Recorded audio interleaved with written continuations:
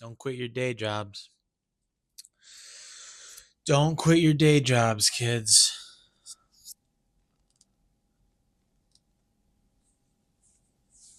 So, the year of hibernation is an album made in Idaho by some guy who was in college and having a bit of a pre-life crisis. Mr. Trevor Powers, who seemed to evolve into quite the Brooklynite after the album dropped. I guess Youth Lagoon is over. That was covered in Time. Interesting. That was 10 years ago. I think that's a lie. Anyway, Youth Lagoon.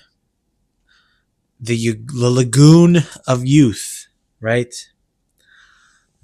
He's an interesting fella. I hate art people, but I have to say it's a great album.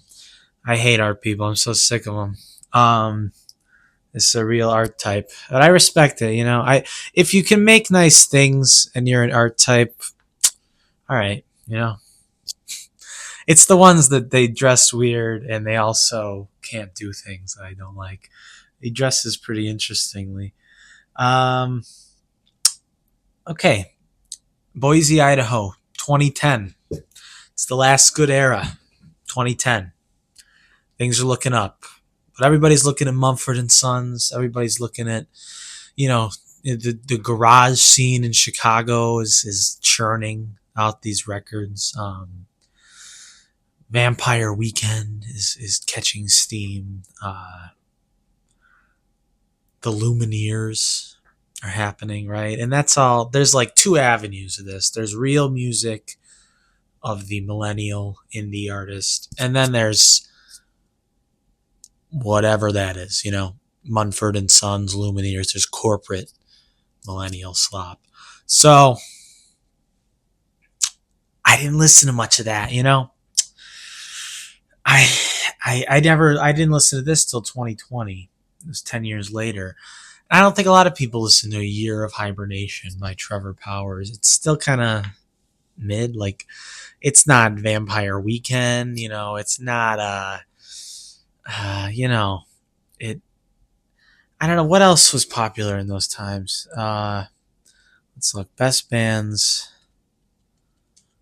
And you're gonna get a lot of the Mumford and Sons stuff.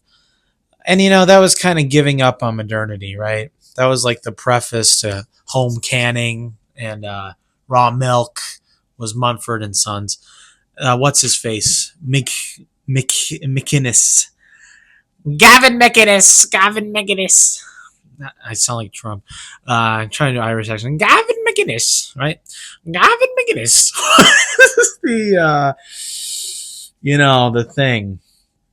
The thing. The beast that morphed out of Brooklyn in the 2010s was Gavin McInnes.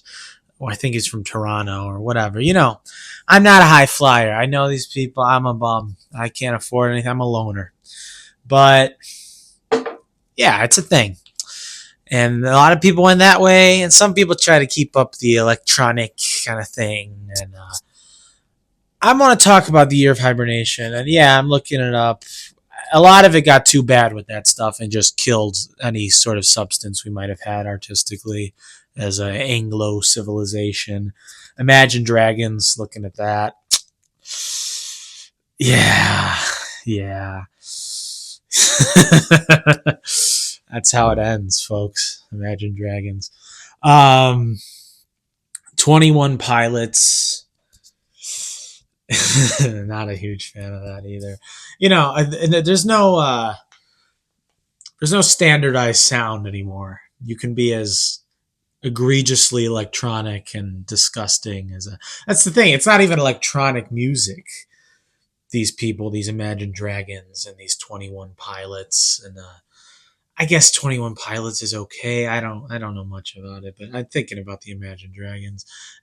Technically, that's rock because it's like I don't know, not a happy girl, but it's like a aggressive guy over big drums. Like, what is that? What is that? Tame Impala, right? And this is where the studio became a thing, and I think that kind of kills music. I never listened to 1975. This is apparently the most popular 2010s bands.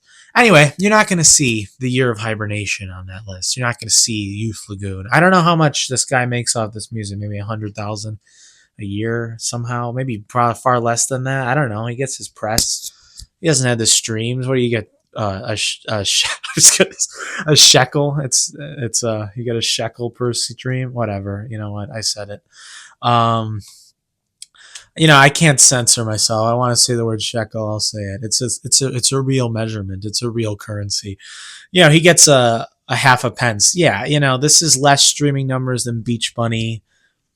Who knows what that is? Less streaming, way less streaming than the Walters. Far less streaming money.